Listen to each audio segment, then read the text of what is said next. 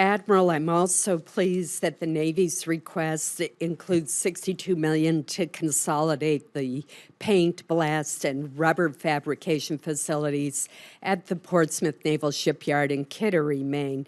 As you know, we're very proud of this shipyard, which has been called the gold standard, no offense to Pearl Harbor, by which government should measure shipyards due to the efficient, high-quality work. And this is a much-needed project that will replace some outdated and inefficient buildings.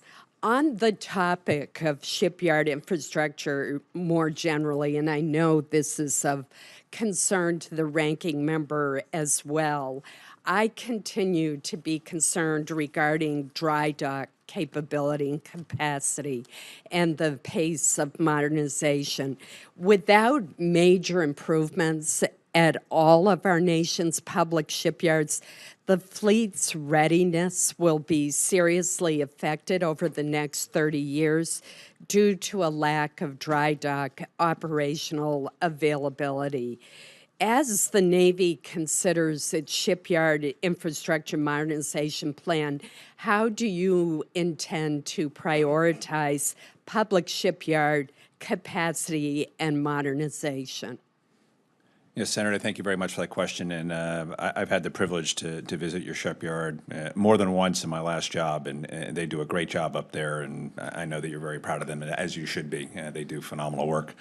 The dry dock, I mean, what's pressurizing our dry docks, they're old. In many cases, we have not maintained them. I mean, some are from World War II, as you know.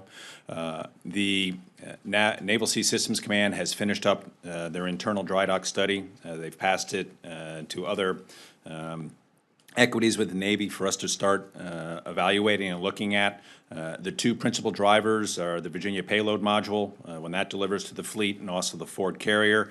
And so as we go and prioritize those projects, we need to make sure, against the other competing issues that we have, that we get those in to the budget and approved in time to deliver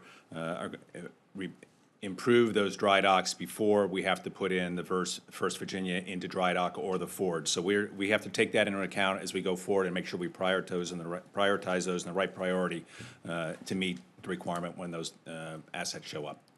Thank you. Yes, ma'am. Thank you both. Senator Bozeman.